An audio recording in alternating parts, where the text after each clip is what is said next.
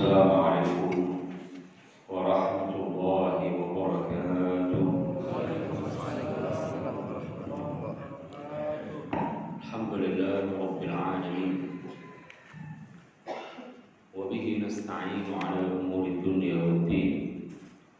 Wassalatu wassalamu ala sayyidina Muhammadin ashrafil anbiya'i wal mursalin wa ala alihi wa sahbihi at-tayyibin at-tahirin. اللهم لا سهل إلا ما جعلته سهلا وأنت يا حي يا قيوم تجعل الحزن إذا شئت سهلا. اللهم ارزقنا الإخلاص في النية والقول والعمل ونعوذ بك من حال أهل النار. معاشر الحاضرين والحاضرات jamaah yang semoga kita semuanya senantiasa dirahmati oleh Allah Subhanahu wa taala.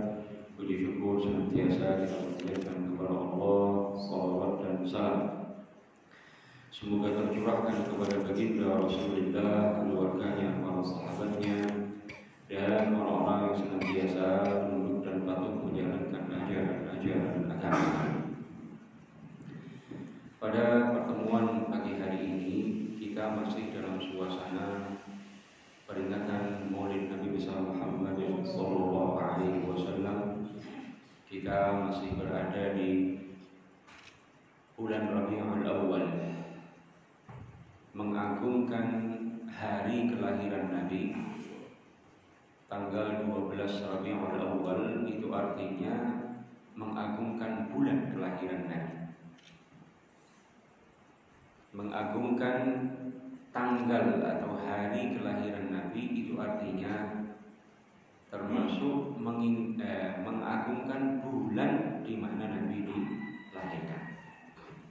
Makanya kita dengar bulan Maulid adalah bulan yang suci, yang senantiasa kita hormati.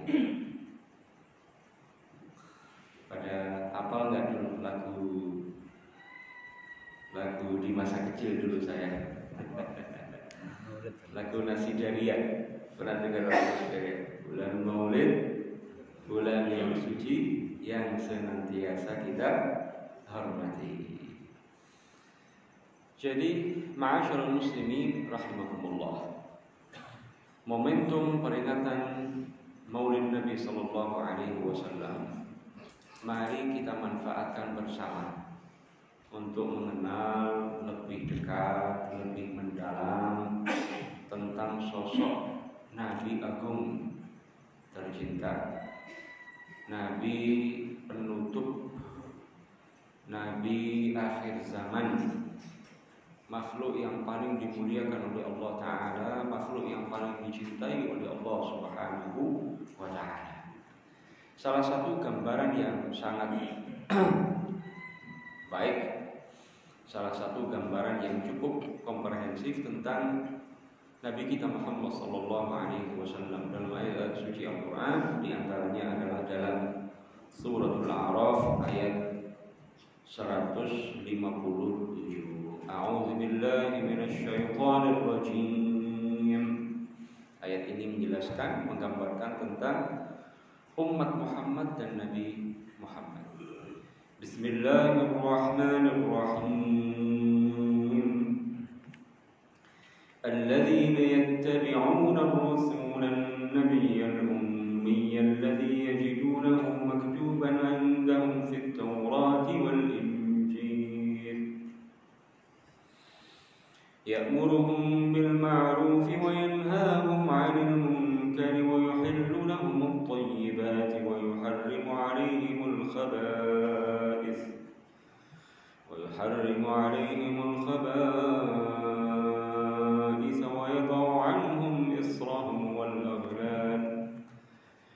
ويضع عنهم إصرهم والأغلال التي كانت عليهم فالذين آمنوا به وعزروه ونصروه واتبعوا النور الذي أنزل معه أولئك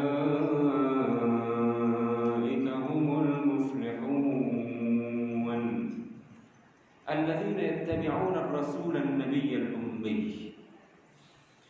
mereka adalah orang-orang yang mengikuti dalam keyakinan, dalam perbuatan, dalam perkataan Ar-Rasul An-Nabiy Al-Ummi, Rasulullah Muhammad, yang merupakan Rasul yang diutus oleh Allah, Nabi yang diutus oleh Allah, yang ummi, tidak bisa menulis dan tidak bisa membaca tulisan.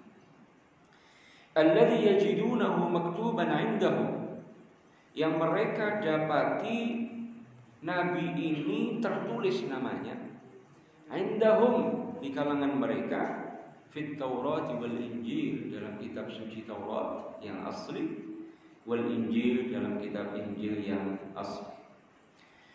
Apa yang tertulis di sana, ya, atau apa peran Nabi yang disebut ini? Ya'muruhum bil ma'ruf, beliau mengajak, memerintah umat untuk melaksanakan perkara-perkara yang ma'ruf, yang diperintahkan oleh syara'.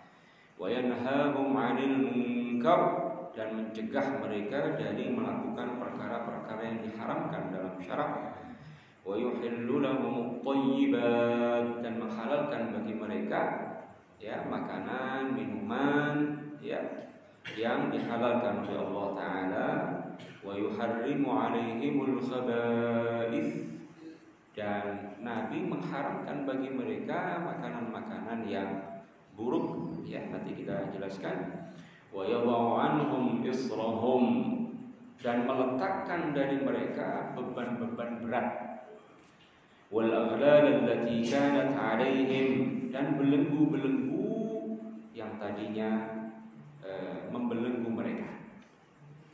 Falladzina amanu bihi wa 'azzaruhu wa nasaruhu, maka orang-orang yang beriman kepada Muhammad, wa'azzaruhu, dan mengagungkan Muhammad, wa nasaruhu, dan membela dakwah Muhammad, wattaba'un nur alladhi unzila ma'ah, dan mengikuti cahaya yang diturunkan bersama Muhammad, yaitu Al-Quran.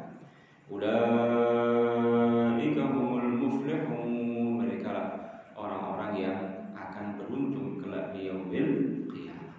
Hadirin hadirat rahimakumullah, ayat ini menjelaskan beberapa hal. Ya, pertama, bahwa Nabi akhir zaman, Nabi penutup itu adalah Nabi yang ummi, tidak bisa menulis, tidak bisa membaca tulisan. Yang kedua, ayat ini menegaskan bahwa nama Nabi itu ada dalam Taurat dan Injil. Disebutkan nama Nabi dalam kitab Taurat yang asli dan Injil yang asli. Yang keempat, ayat ini menggambarkan tentang peran yang dilakukan oleh Nabi. Apa sih peran Nabi terhadap umat? Apa yang beliau lakukan?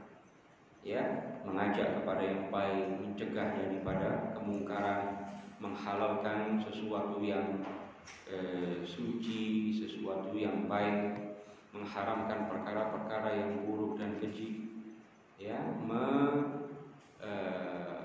meletakkan beban-beban berat yang berlaku pada umat-umat sebelumnya. Yang terakhir, ayat ini menjelaskan siapa profil orang-orang yang akan beruntung, akan berbahagia kelak di akhirat berkaitan dengan Nabi akhir zaman ini, yaitu mereka yang beriman kepada Nabi, mengagungkan Nabi, membela Nabi besar Muhammad SAW, dan mengikuti cahaya ajaran yang diturunkan bersamanya, yaitu Al-Quranul Karim. Hadirin rahimakumullah, sebelum kita membahas secara detail tentang 4 hal yang ditegaskan dalam ayat ini, terlebih dahulu kita sampaikan bahwa sementara kalangan, dan ini subhanallah di masa sekarang mulai menjamur, ada sementara kalangan mengingkari keummian Nabi SAW, mengingkari bahwa Nabi tidak bisa menulis dan tidak bisa membaca tulisan. Padahal ini ditegaskan dalam sekian banyak ayat dan hadis-hadis Rasulullah sallallahu alaihi wasallam. Di antara ayat yang menjelaskan hal itu ini tadi, alladzina yattabi'una ar-rasulan nabiyyal ummi, yang mengikuti nabi rasul yang ummi, yang tidak bisa menulis, yang tidak bisa membaca tulisan. Dalam ayat lain Allah Ta'ala berfirman, huwallazi ba'atsa fil ummiyina rasulan minhum, surah Al-Jumu'ah. Huwallazi ba'atsa fihim, huwallazi ba'atsa fil ummiyina rasulan minhum. Allah yang mengutus di tengah-tengah masyarakat yang ummi rasul dari mereka, dari kalangan mereka yang ummi juga. Ya. Dalam ayat lain lebih jelas lagi Allah Ta'ala tegaskan, wa ma kunta tatlu min qablihi min kitab. Engkau Muhammad sebelum ini tidak pernah baca kitab apapun karena engkau tidak bisa membaca. Wala takhutuhu bi yaminik, dan engkau tidak menulis itu dengan tangan kanan. Ya. Dan sekian banyak hadis-hadis Rasulullah sallallahu alaihi wa alihi wa sahbihi wasallam. Makanya kita kenal ada kutabu Rasulullah sallallahu alaihi wasallam. Ada juru-juru tulis Nabi. Ya. Ada sekretaris Nabi kita Muhammad sallallahu alaihi wasallam. Pertama menulis wahyu yang Allah turunkan melalui Jibril kepada Nabi sallallahu alaihi wasallam. Ya, setiap turun ayat Al-Qur'an, maka Nabi perintahkan para sekretaris beliau untuk menulis ayat-ayat yang dibawa turun oleh Jibril alaihissalam. Maka saat Nabi meninggal, itu ayat-ayat Al-Quran semuanya sudah tertulis. Namun tertulis di mana? Di media-media ya yang berserakan. Maksudnya apa? Ada yang ditulis di papan, ada yang ditulis di batu, ada yang tulis di kulit binatang yang sudah disamak, ya, dan seterusnya. Ya, jadi saat Nabi meninggal itu Quran semuanya sudah tertulis, semuanya sudah tertulis. Ya, tapi memang saat itu belum dibukukan, belum dikodifikasikan. Kodifikasi Al-Quran baru dilakukan oleh para sahabat, yaitu di masa Abu Bakar radhiyallahu taala anhu. Ya. Nah, jadi ada juru-juru tulis Nabi yang menulis wahyu. Kedua, menulis surat-surat yang Nabi kirim kepada para penguasa, para raja. Nabi nulis surat kepada Kaisar Romawi. Nabi nulis surat kepada Kisra, raja Persia. Nabi nulis surat ke Raja Muqawqis Mesir. Ya, Nabi menulis sekian banyak surat kepada penguasa-penguasa saat itu, mengajak mereka untuk masuk Islam. Ada kesepakatan, perjanjian damai. Salah satunya diantaranya antara kaum muslimin, antara Nabi Shallallahu Alaihi Wasallam dengan orang-orang kafir Quraisy saat berada di perjanjian Hudaybiyah.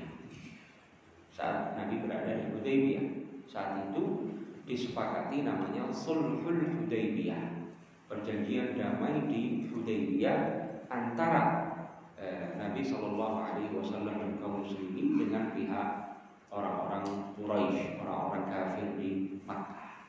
Nah, apa yang terjadi saat itu?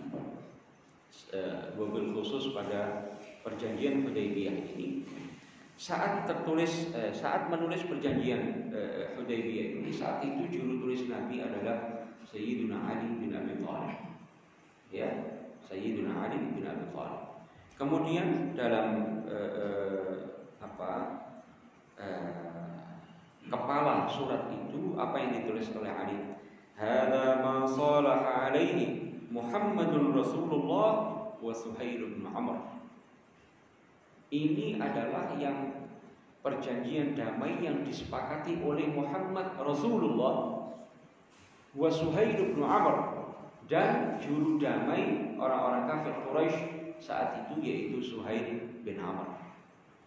Nah, Saat draft itu dihadapkan, dibaca oleh Suhail bin Amr, apa kata Suhail bin Amr? Katanya, "Lau alimna annahu Rasulullah ma qatalna."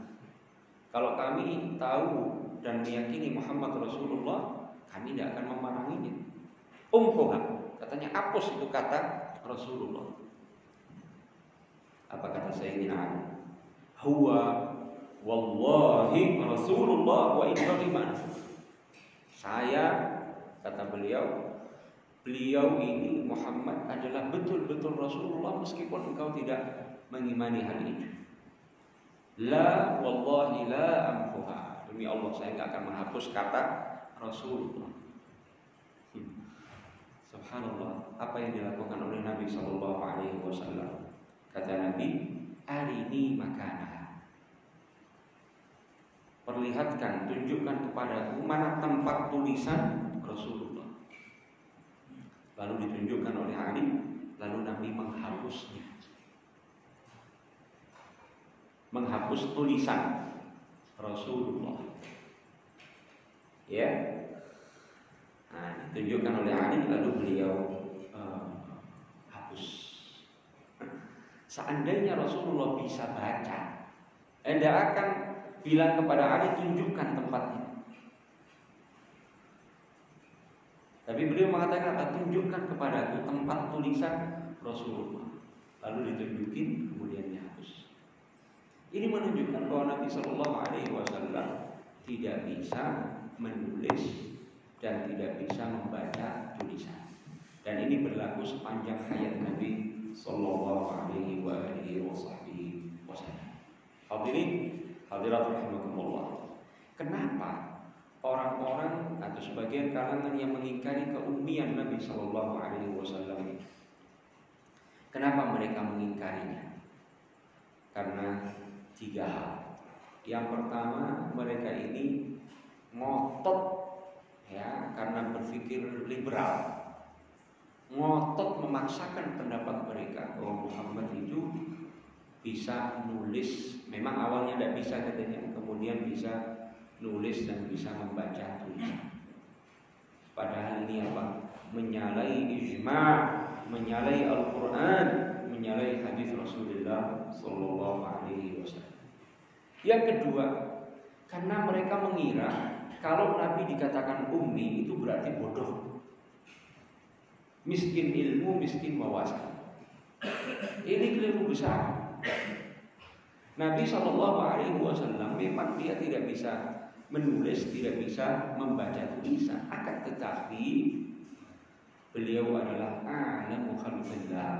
Beliau adalah makhluk Allah yang paling luas ilmunya. Allah Ta'ala limpahkan ke hati beliau ulumul awwalin wal akhirin, ilmu-ilmu yang Allah berikan kepada generasi terdahulu dan generasi yang akan datang. Makhluk Allah yang paling luas ilmunya adalah Nabi kita Muhammad Sallallahu Alaihi Wasallam. Jadi kalau keummian itu identik dengan kebodohan, itu bagi kita. Bagi Nabi Sallallahu Alaihi Wasallam tidak demikian. Meskipun Nabi ummi, tapi beliau makhluk Allah yang paling luas ilmu, paling banyak ilmunya. Nabi kita Muhammad Sallallahu Alaihi Wasallam. Yang ketiga, mereka tidak menyadari bahwa al-ummiyah, keummian bagi Nabi Sallallahu Alaihi Wasallam itu adalah mu'jizah. Justru keummian bagi Nabi itu adalah mukjizat bagi Nabi. Kenapa?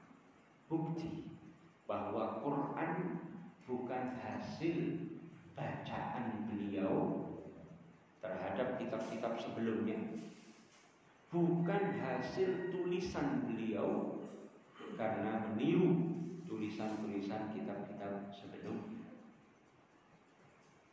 Nabi ini, hadirin rahimakumullah, masyarakat Arab tahu persis Nabi tidak pernah belajar kepada siapapun dari bangsa manusia, tidak pernah. Nabi belajar itu tidak pernah, nulis tidak pernah. Ya, nah, maka karena masyarakat Arab tahu itu, ya. Ketika Nabi membawa Al-Quran, itu berarti apa? Berarti itu bukan hasil bacaan Nabi, bukan hasil belajar Nabi kepada tokoh-tokoh agama sebelumnya misalnya, ya, bukan hasil tulisan Nabi, ya, dan menyalin dari kitab-kitab atau buku-buku sebelumnya, ya.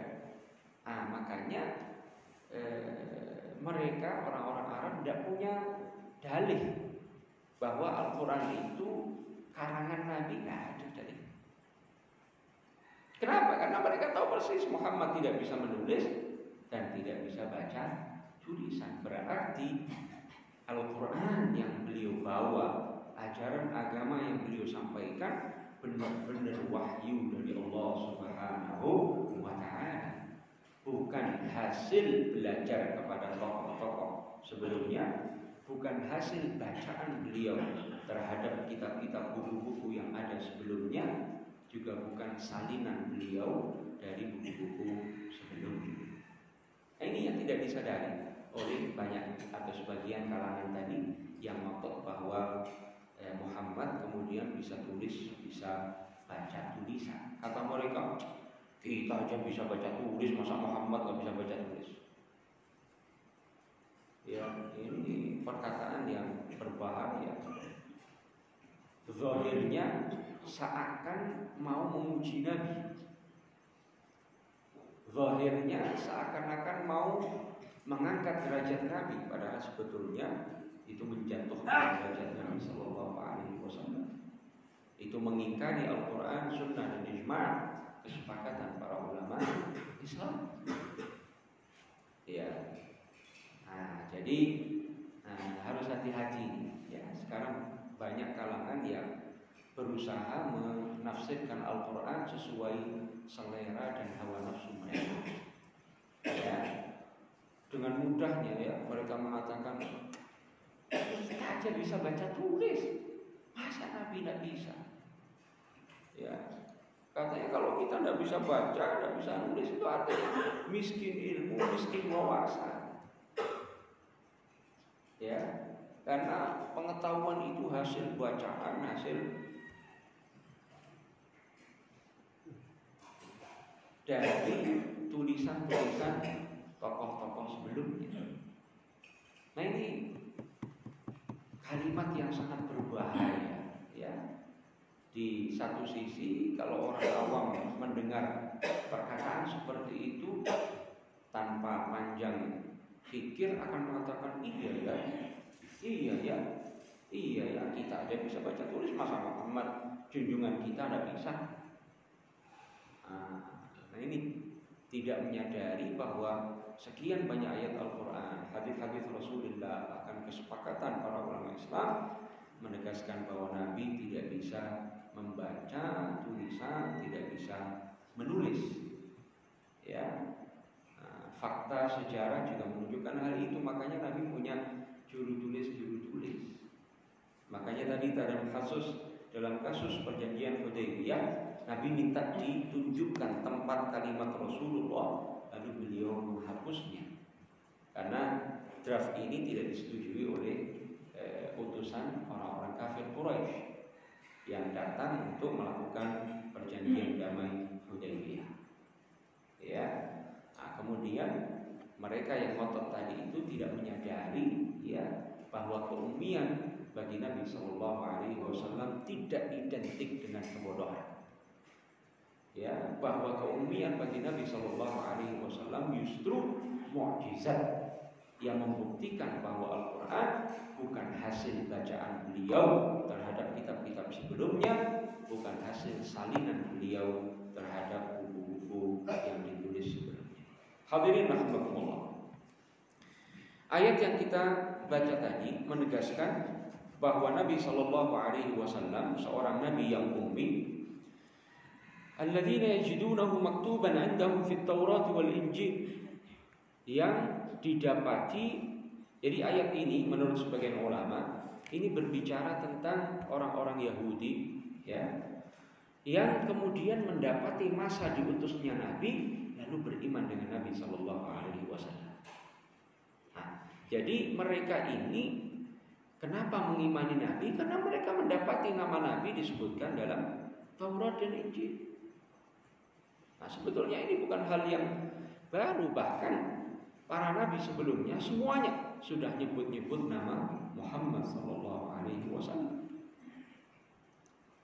Ya, sudah sering kita sampaikan bahwa Allah Ta'ala telah mengambil janji para nabi semuanya, dari mulai Nabi Adam sampai nabi terakhir sebelum Muhammad, yaitu Nabi Isa alaihissalam. Semuanya diambil janjinya oleh Allah untuk menyampaikan kepada umat masing-masing, man adraka minkum Muhammadan la yu'minanna bihi wa la yansuranna. Siapapun di antara kalian yang mendapati masa diutusnya Muhammad, dia wajib beriman kepada Muhammad dan membela dakwah Muhammad. Bahkan ini disinggung dalam Al-Quran. Allah Ta'ala berfirman, wa idh akhadallahu mitsaqan nabiyyin lama ataitukum min kitabin wa hikmah thumma ja'akum rasulun musaddiqun lima ma'akum la tu'minunna bihi wa la tansurunnah qala aqrartum wa akhadhtum ala dhalikum isri qalu aqrarna qala fashhadu wa ana ma'akum minasy syahidin. Wa idh akhadallahu mitsaqan nabiyyin, ingatlah bahwa Allah Ta'ala telah mengambil janji para nabi seluruhnya. Lama ataitukum min kitabin wa hikmah, apa yang aku berikan kepada kalian, ya, Al-Quran, ya, kitab-kitab suci dan hikmah, ya, penjelasannya. Tsumma ja'akum rasulun musaddiqun lima ma'akum, kemudian datang rasul yang membenarkan apa yang kalian bawa. La tu'minunna bihi wa la tansurunna, maka kalian wajib beriman kepadanya dan membela dakwahnya. Ya, qala aqrartum wa akhadtum ala dzalikum isri, apakah kalian mengakui perjanjian ini dan akan berpegang teguh dengan janji ini? Qalu aqrarna, para nabi mengatakan iya, kami berjanji. Qala fashhadu wa ana ma'akum minasy syahidin, Allah menjadi saksi atas janji itu bahwa masing-masing nabi akan menyampaikan kepada umat masing-masing agar beriman kepada Muhammad jika mereka mendapati masa diutusnya Nabi Muhammad sallallahu alaihi wasallam. Jadi mulai dari umat Nabi Adam, meskipun masa munculnya Nabi masih sangat jauh, Nabi Adam sudah berpesan kepada umatnya, siapapun di antara kalian yang mendapati masa diutusnya Muhammad wajib beriman kepada Muhammad. Nabi setelah Nabi Adam, Nabi Syekh menyampaikan pesan yang sama. Nabi Idris setelah Nabi Syekh menyampaikan pesan yang sama. Nabi Nuh setelah Nabi Idris menyampaikan pesan yang sama. Dan demikian seterusnya. Ya, Nabi Hud, Nabi Saleh, Nabi Ibrahim, Nabi Lut, dan semua para nabi setelah Nabi Ibrahim alaihissalam hingga Nabi Musa, Nabi Isa, semuanya menyampaikan pesan yang sama kepada umat masing-masing. Man adraka minkum Muhammadan la yu'minanna bihi wa la yansuranna, siapapun di antara kalian mendapati masa diutusnya Muhammad, dia wajib beriman kepada Muhammad dan membela dakwah Muhammad sallallahu alaihi wasallam. Ini menunjukkan kemuliaan baginda Rasulullah sallallahu alaihi wasallam.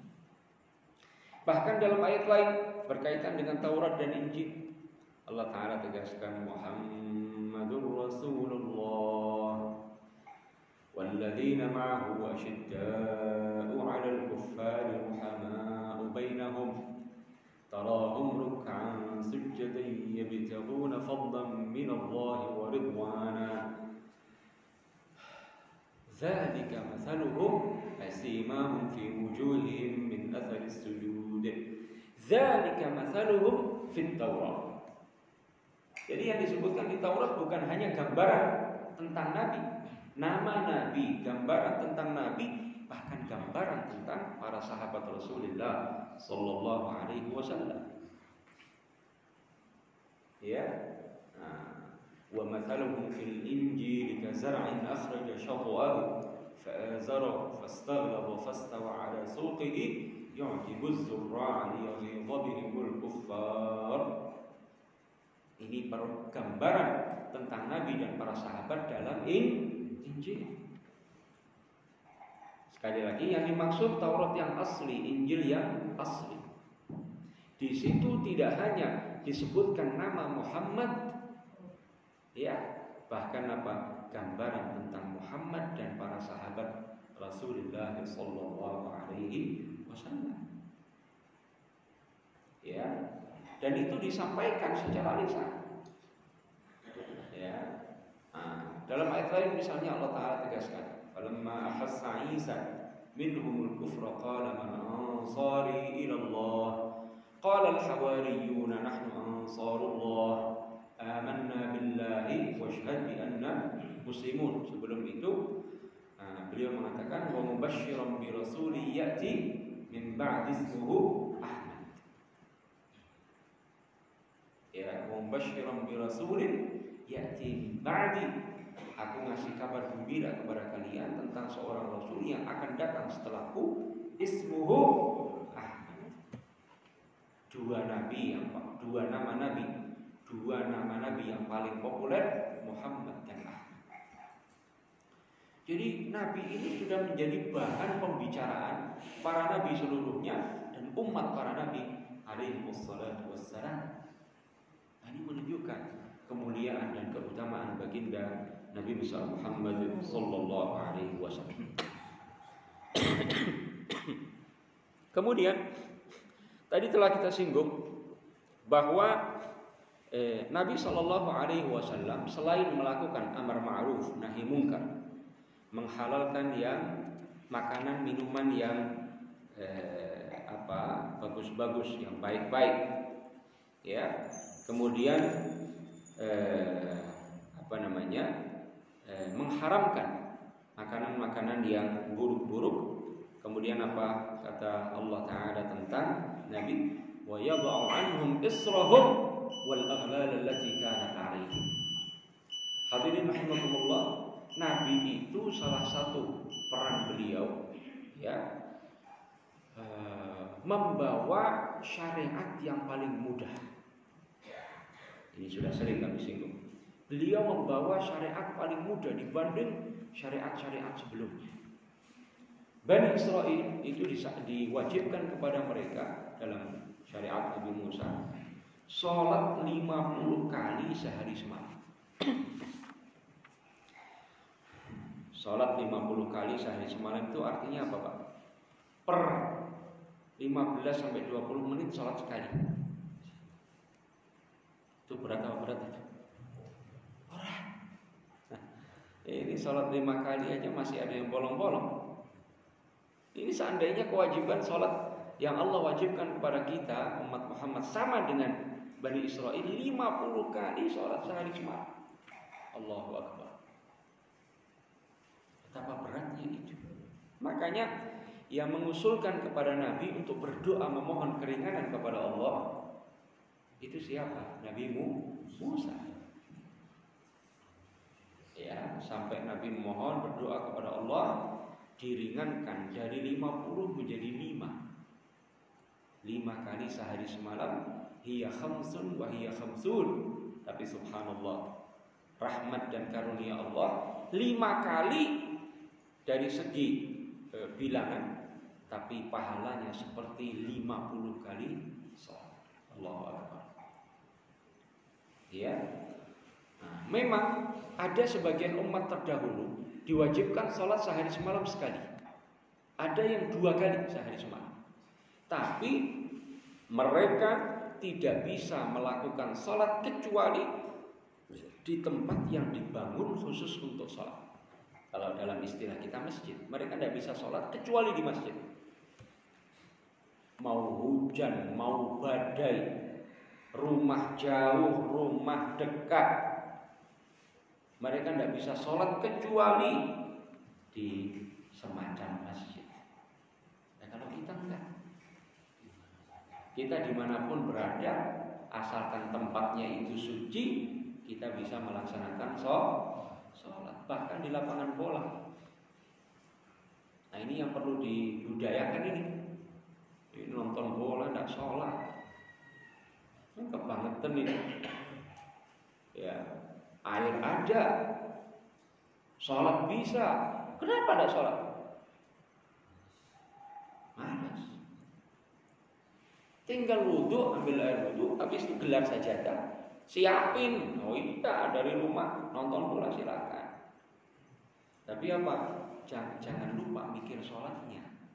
Gelar sajadah, sholat. Kita di toko, jaga toko, bisa nggak sholat? Bisa. Meskipun tokonya cuma seukuran itu, ya di ITC atau apa, ya. Cuma kiosnya segitu, bisa sholat nggak? Bisa. Tanpa meninggalkan kios bisa.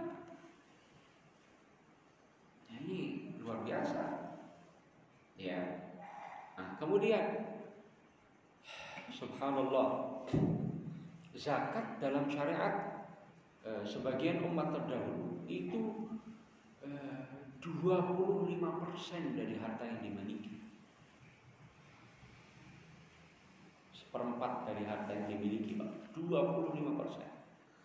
Nah, zakat yang Allah wajibkan kepada umat Muhammad, zakat perdagangan, zakat emas dan perak itu apa?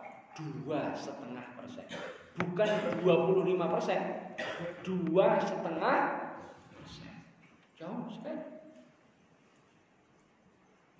Subhanallah. Ya. Nah, makanya belum lagi yang lain. Dalam syariat Nabi Musa itu salah satu tata cara taubat membunuh. Saling bunuh. Dulu waktu sebagian umat Nabi Musa saat ditinggalkan oleh Nabi Musa nyembah patung anak sapi yang terbuat dari emas itu. Saat Nabi Musa kembali lalu bermunajat kepada Allah, Bani Israel yang tadinya nyembah itu sebagian dari mereka ingin bertaubat. Apa cara pertaubatannya, Pak? Uqtulu anfusakum. Saling bunuh, Pak. Yang satu bunuh yang lain. Itu cara taubatnya. Kita umat Muhammad taubatnya apa? Gampang. Nyesel karena telah berbuat dosa, meninggalkan perbuatan dosa itu, bertekad untuk tidak mengulangi kembali, minta maaf kepada yang dizalimi kalau berkaitan dengan sesama manusia, dikembalikan haknya atau minta diridhokan, diikhlaskan hak yang telah diambil. Kalau kewajiban diqadha, ringan sekali. Ya, di kalangan Bani Israel, Bapak Ibu sekalian, kalau ada pakaian mereka kena najis, tidak bisa disucikan. Mau sholat, kok pakaiannya kena najis, digunting. Pakaiannya digunting. Pakaiannya digunting. Kita bisa disucikan pakai air yang suci dan mensucikan. Wah, kalau begitu pada bolong-bolong di baju kita. Masya Allah. Itu salah satu apa? Bentuk keringanan. Dalam syariat Nabi Musa, kalau si A membunuh si B secara zalim, balasannya, hukumannya cuma satu, dibalas dibunuh, diqisas. Dalam syariat Nabi Isa, balasannya cuma satu, keluarga korban harus memaafkan. Tidak bisa dibalas dibunuh. Nah, syariat Nabi kita Muhammad ada 3 pilihan. Kalau keluarganya nggak nerima, diqisas, dibalas dibunuh. Kalau keluarganya memaafkan, bisa memaafkan dengan catatan bayar denda, bisa. Atau ketiga, bisa memaafkan secara cuma-cuma. Ya, yang dibunuh ternyata preman, keluarganya malah senang. Ya, maka keluarganya bilang udah yang bunuh dimaafin. Ya, subhanallah. Nah, ini terlihat bagaimana keluasan dan keluasan syariat yang dibawa oleh Nabi kita Muhammad SAW. Belum ada lagi apa? Rukhsah. Sekian banyak keringanan-keringanan dalam syariat Nabi kita Muhammad SAW. Kita kalau tidak ada air atau kena air membahayakan kita, bisa dengan tayamum pakai tanah. Ya. Kita kalau dalam perjalanan yang jauh, sholat bisa dijamak. Zuhur asar di waktu zuhur atau di waktu asar dua-duanya. Maghrib isya di waktu maghrib dua-duanya atau dua-duanya di waktu isya. Belum lagi ada qashar sholat yang 4 jadi 2, zuhur jadi 2 rakaat, asar jadi 2 rakaat, isya jadi 2 rakaat. Ini keringanan-keringanan yang luar biasa. Ya, subhanallah. Ya. Kemudian salah satu bentuk bahwa Nabi meringankan beban-beban umat terdahulu, ya, bagi kita menjadi ringan. Makanya apa? Nabi itu selalu pengen meringankan beban umat. Nabi pernah bersabda, "Laula an asyqa ala ummati la amartuhum bis-siwak 'inda kulli shalah." Dan riwayat lain 'inda kulli wudu. Kalau saya tidak khawatir memberatkan umatku, aku akan wajibkan orang untuk bersiwak setiap sholat, setiap akan sholat atau setiap akan wudu. Coba itu.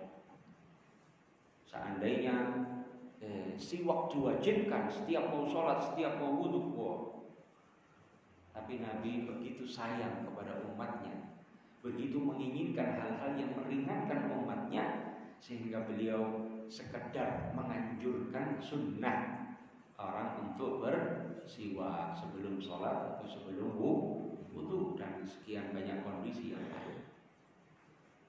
Tarawih, sholat malam di bulan Ramadan. Dulu Nabi si awal-awal itu beliau sholat malam bulan Ramadan di tengah malam. Para sahabat ada yang tahu, malam berikutnya banyak yang ikut. Di tengah malam, Pak. Malam berikutnya, malam ketiga, banyak sahabat datang ke Masjid Nabawi, nunggu Nabi keluar untuk sholat bersama mereka. Apa yang terjadi? Nabi nggak keluar rumah. Nabi nggak keluar rumah. Besok harinya, paginya, Nabi bersabda, "Innahu la yakhfa 'alayya makanuh." Saya tahu kalian semua tadi malam pada datang ke sini. Ya, kata beliau, "Walakin khasyitu an tufrada 'alaikum fata'jazu 'anha." Saya sengaja tidak keluar karena saya khawatir kalau saya ngimamin kalian bareng-bareng sholat malam bulan Ramadan di tengah malam, saya khawatir Allah wajibkan ini kepada kalian setiap bulan Ramadan. Subhanallah. Ya. Makanya selama Nabi hidup, Nabi tidak pernah kemudian bareng-bareng sholat malam di malam-malam Ramadan. Tapi di masa Sayyidina Umar mikir, lah kan udah gak mungkin diwajibkan, Nabi udah meninggal, gak mungkin diwajibkan. Yang tersisa apa? Sunnah. Ya udah kita jalanin aja tiap malam, tapi nggak tengah malam. Habis isya langsung. Kenapa? Itu kan sholat malam. Sholat malam itu kapan aja malamnya. Ya. Jadi Sayyidina Umar cerdasnya luar biasa. Coba tetap dilakukan di tengah malam. Siapa yang pada tarawih? Sedikit yang mampu. Makanya beliau ambil waktu habis isya langsung. Ini penting untuk dipahami. Sebagian orang pengen bilang apa? Sholat malam Ramadan harus sama dengan Nabi 8 rakaat. Sini berapa sih? 11 ya. Harus 8 rakaat. Kalau 20 haram katanya. Karena kita harus mengikuti Nabi. Ini ada dua hal, Pak. Anda harus tahu bahwa Nabi itu sholat malamnya ada sekian banyak riwayat. Ada yang mengatakan 8, 11 dengan witirnya. Ada yang mengatakan ada riwayat, bukan yang mengatakan, ada riwayat 9 rakaat. Ada riwayat 13 rakaat. Sholat malam Nabi paling banyak 17 rakaat. Tapi ingat, sholat malam Nabi di tengah malam, bacaannya panjang-panjang. Ini diambil rakaatnya doang, tapi pelaksanaannya apa? Habis isya. Suratnya lama-lama pendek-pendek juga. Awalnya sih panjang-panjang, lama-lama pendek-pendek. Katanya semangatnya mau mengikuti Nabi. Ya udah, tarawihnya tengah malam sono. Bacaannya jangan pendek-pendek, Al-Baqarah, Ali Imran. Ya. Hadirin rahimakumullah. Jadi Nabi tidak keluar malam ketiga itu khawatir kalau dilakukan secara berjamaah ramai-ramai dengan sahabat terdiwajibkan tiap tahunnya. Kan berat itu. Kasus lain, Nabi SAW bersabda, Innallaha farada alaikumul hajja fahujju. Sesungguhnya Allah Ta'ala mewajibkan haji bagi kalian. Fahujju, maka hajilah kalian. Ada sahabat yang nanya, Ya Rasul, afi kulli amin ya Rasulullah. Apakah kewajiban haji itu tiap tahun ya Rasulullah? Saat itu saking semangatnya sahabat itu loh. Afi kulli amin ya Rasulullah. Apakah kewajiban haji itu tiap tahun ya Rasulullah? Apa jawaban Nabi? Lau qultu na'am la wajabat wa la mastata'tu.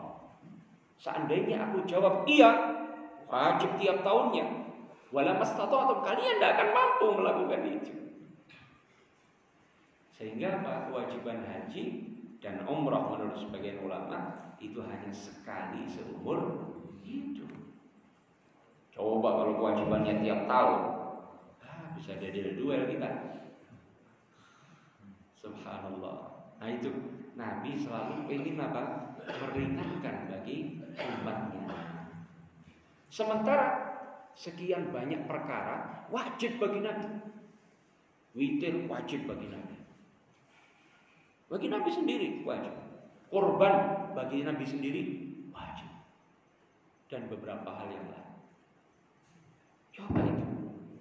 Untuk Nabi sendiri beberapa hal yang sunnah bagi umatnya, bagi beliau sendiri hukumnya wajib. Jadi betapa beliau untuk diri sendiri beliau menanggung beratnya beberapa hal, tapi untuk umatnya beliau ingin meringankan sebisa mungkin untuk umatnya. Makanya tidak ada alasan bagi kita untuk bermalas-malasan menjalankan ajaran kewajiban yang telah dibebankan kepada kita dalam syariat Nabi kita Muhammad sallallahu alaihi wasallam. Makanya Nabi bersabda, "Inni bu'istu bil hanifiyyatis samhah." Aku diutus oleh Allah membawa agama yang mudah, yang ringan. Makanya kebangetan kalau kita sholat 5 kali saja bolong-bolong. Itu kebangetan. Ya. Kita tahu sholat malam bagi Nabi, sholat witir juga sholat tahajud tadinya wajib bagi Nabi. Masa kita tidak melaksanain yang sunnah-sunnah? Katanya mau meneladani Nabi. Kita udah tahu Nabi sering puasa sunnah, kita nggak pernah puasa sunnah. Kita udah tahu Nabi sholat malam, kita nggak sholat malam. Ya, mari kita teladani Nabi kita Muhammad sallallahu alaihi wasallam. Kemudian yang terakhir, falladzina amanu bihi wa 'azzaruhu wa nasaruhu wattaba'u an-nur alladzi unzila ma'ahu ulaika humul muflihun. Siapa orang yang beruntung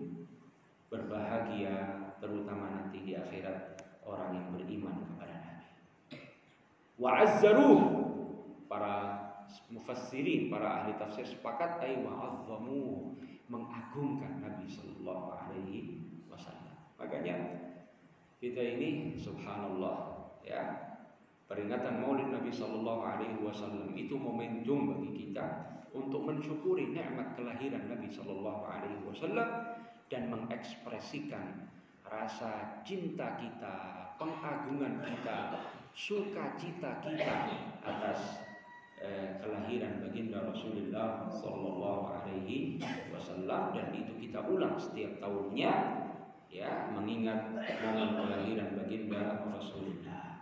Beriman kepada Nabi, mengagungkan Nabi ya, membela, memperjuangkan dakwah Nabi, mengamalkan ajaran yang dibawa oleh Nabi sallallahu alaihi wasallam. Kita yang ngaku sebagai umat Muhammad, jika ingin beruntung secara sempurna, kita laksanakan ini: beriman kepada Nabi, mengagungkan Nabi ya, membela, memperjuangkan agama yang dibawa oleh Nabi, dan mengikuti sesempurna mungkin ajaran yang dibawa oleh Nabi sallallahu alaihi wasallam. Ini materi kita pada kesempatan kali ini.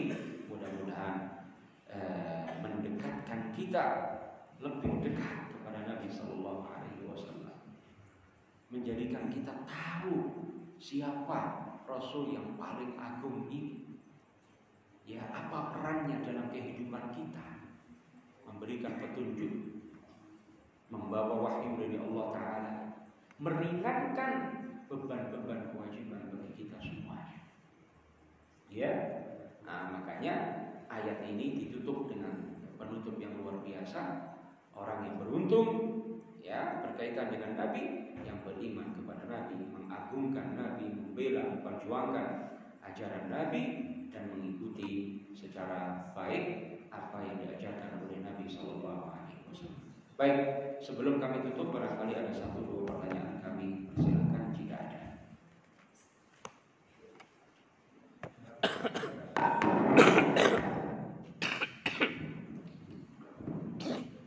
Silakan, Pak. Assalamualaikum warahmatullahi wabarakatuh. Waalaikumsalam. Saya pernah dengar kan, waktu Rasulullah saat mau, dia waktu mau diambil dibilang biarlah kalau saat mau dia segini sakitnya, biarlah aku yang menangani. Apakah kita nanti mendapatkan kalau kita sangat mau itu juga, apa kita nanti mendapatkan seperti yang perih seperti Rasul, apa kita nanti ringan juga? Kalau kan yang namanya sangat mau itu ada yang mati tertabrak, ada yang sakit, ada yang mulus aja. Ya. Bisa keterangan dari Ustaz? Ya. Assalamualaikum warahmatullahi wabarakatuh. Assalamualaikum. Ibu, tadi ada yang mau pengen nanya? Tidak ada ya? Baik.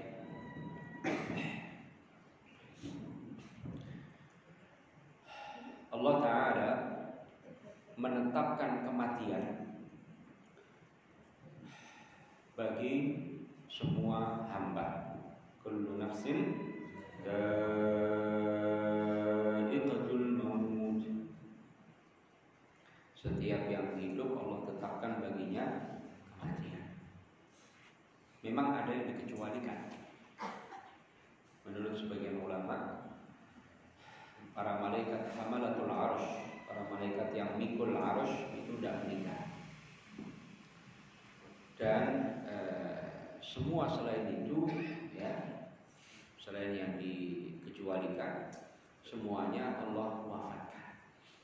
Sampai malaikat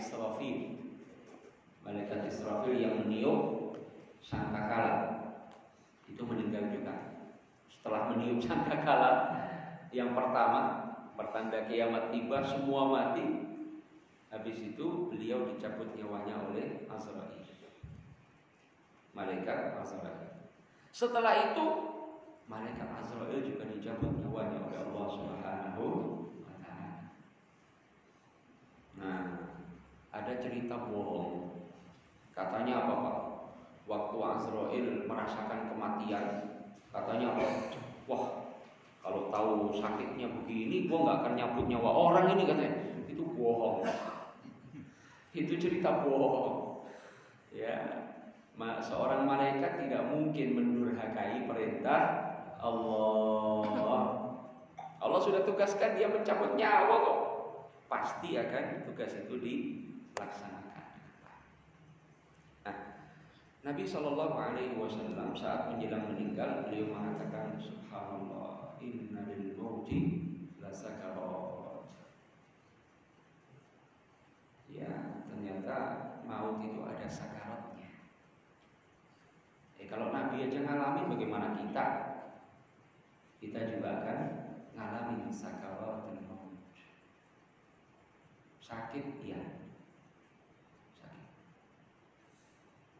Masya Allah. Masya Allah. Makanya orang saat dicabut nyawanya itu matanya apa? Mendulu. Matanya belakang apa ke atas, ngikutin rohnya. Roh itu dicabut dari bawah dulu, dari kaki dicabut. Makanya orang kalau mati yang dingin pertama kali mana? Kaki. Karena roh itu dicabut dari kaki. Akan merasakan sakit. Ya.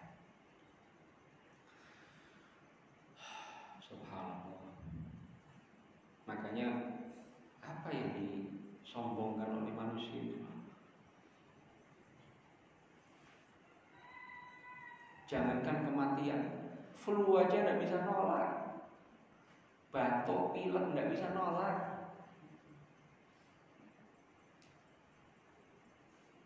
Yang begitu sombong itu loh, dari mana itu? Batuk, pilek aja loh tidak bisa nolak. Makanya penyakit ini ya ibarat pesan paling sederhana untuk mengingatkan kita bahwa kita ini makhluk yang lemah. Makhluk yang lemah. Coba jadiin, coba bisa nggak menghalangi datangnya uban? Ayo, ahli minyak manapun yang bisa menghalangi datangnya uban, siapa? Itu nanti minyaknya laris sedunia itu. Ya, yang bikin minyak aja ubanan.